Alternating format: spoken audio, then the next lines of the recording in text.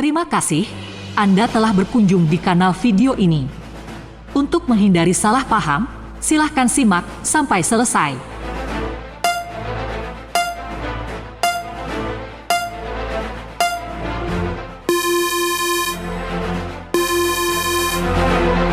Paham Ahlus Sunnah wal Jamaah yang sufistik, yang disebar oleh ulama pendahulu agama Islam di Nusantara, nyata dan terbukti, dibawa oleh para keturunan Nabi Shallallahu Alaihi Wasallam yang berhijrah secara perdagangan atau sebagai duta dakwah dan perdamaian. Maka dari itu, kedudukan nasab Nabi Shallallahu Alaihi Wasallam sangat dimuliakan di Nusantara. Ini adalah kuncinya. Di era sekarang, sebagai bukti penyebar Islam di Nusantara adalah para keturunan Nabi, maka mereka telah nyata terisbat secara resmi oleh Nakobah Internasional, baik dari beberapa jalur keturunan Wali Songo, dari Maghribi, Turki, atau Samarkand, Uzbekistan, baik yang jalur Al-Hasani atau Al-Husaini. Dari awal penelitian Kiai Haji Imaduddin mengenai nasab Ba'alawi, hingga sekarang ini, sudah banyak pendukung Ba'alawi yang ingin menjatuhkan kredibilitas penelitian beliau. Baik dari sisi data, literasi narasi, analisa, sampai kepada kesimpulan yang mengarah kepada diragukannya keabsahan, tersambungnya nasab Ba'alawi kepada Nabi Muhammad Shallallahu Alaihi Wasallam. Akan tetapi, semakin banyak yang menyanggah hal itu, semakin banyak yang berdalil atas pembenaran itu, bukan berarti semakin melemahkan penelitian beliau. Justru berbanding terbalik, menjadi semakin memperkuat argumen dan dalil-dalil penelitian Kiai Haji Imaduddin. Padahal, semestinya secara ilmiah, itu mudah sekali menjatuhkan kredibilitas penelitian beliau, yaitu dengan cara menyajikan sumber data primer sebagai rujukan yang usia dan keabsahannya di atas sumber data primer yang digunakan oleh Kiai Haji Imaduddin. Itu pun, kalau memang benar, nasab Ba'alawi sampai kepada Rasulullah Shallallahu Alaihi Wasallam.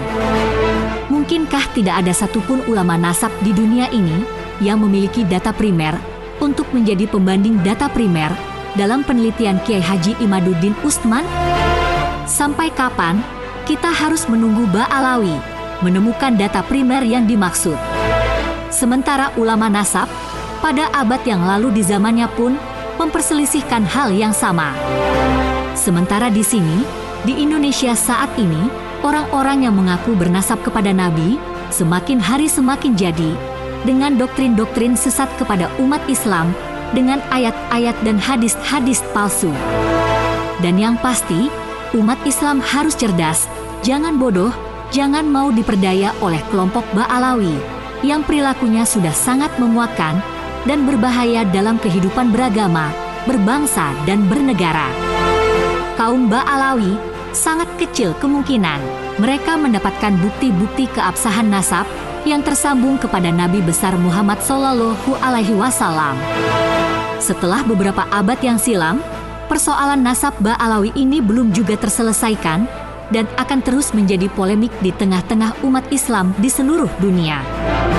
Hal ini harus mendapat perhatian khusus dari pemerintah di bawah kewenangan Menteri Agama untuk tegas memutus mata rantai kejahatan dari abad ke-8 hingga abad ke-13 tak pernah terselesaikan. Pergerakan para syarif dan said di abad ke-13 menegaskan Said Ainur Rafiq, raja atau penguasa Hijaz saat itu, dari Syarif Al-Hasani, melarang keras bagi kaum Ba'alawi memakai nama Said atau Syarif. Larangan itu terkait dengan hasil kajian-kajian atas orang-orang yang mengaku Said atau Syarif, terutama polemik nasab Ba'alawi, yang kemudian oleh Said Ainur Rafiq ditetapkannya larangan menggunakan nama Said atau Syarif. Berlanjut pada keberhasilan Hemper di Hijaz dengan revolusi Bani Saud dan paham Wahabinya, menciptakan agen lokal untuk memberontak kepada Syarif Makkah, penguasa Hijaz dari keturunan Nabi, sebagai kepanjangan tangan dari Khilafah Utsmani Turki. Rupanya, cara orang-orang Wahabi Saudi ini membawa inspirasi bagi Belanda yang dipusingkan dengan serangkaian perlawanan di Nusantara, terutama Perang Aceh, Perang Jawa Diponegoro. Belanda pun berpikir, bila tidak dilakukan rekayasa dari dalam, maka bahaya laten pemberontakan sangat mungkin akan bangkit kembali. Agar umat Islam bisa ditundukkan Belanda, maka umat Islam dikendalikan, dikooptasi dan dihegemoni dengan cara mempelajari ajaran-ajarannya. Dengan masif, Belanda mengambil kendali, mengintimidasi kebijakan-kebijakan tokoh dan kiai Nusantara yang berujung pada banyaknya keluarga Said atau Syarif, Maulana, Mahdum, panggilan keturunan Nabi Shallallahu Alaihi Wasallam yang menyembunyikan diri. Walaupun begitu, mereka tetap diam-diam menyimpan dan menulis silsilah keluarga mereka.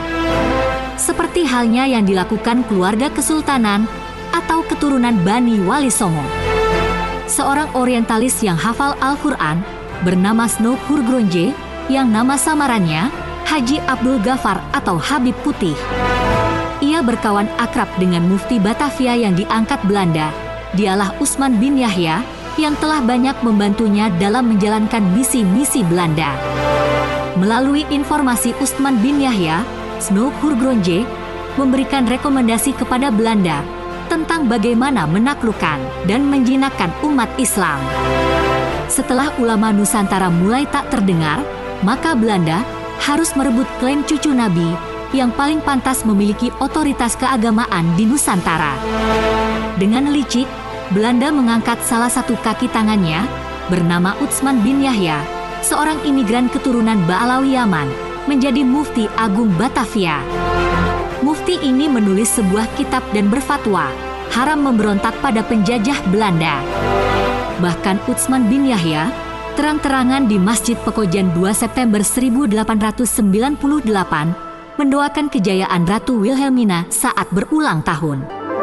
Menjadi pertanyaan besar, Utsman bin Yahya, seorang keturunan imigran dari negara pasir panas, kering kerontang, Arab Yaman paling miskin di Arab, yang mengaku keturunan Nabi Muhammad, kenapa menjadi kaki tangan penjajah yang menindas umat Nabi Muhammad dan bahkan mendoakan pemimpin penjajah tersebut?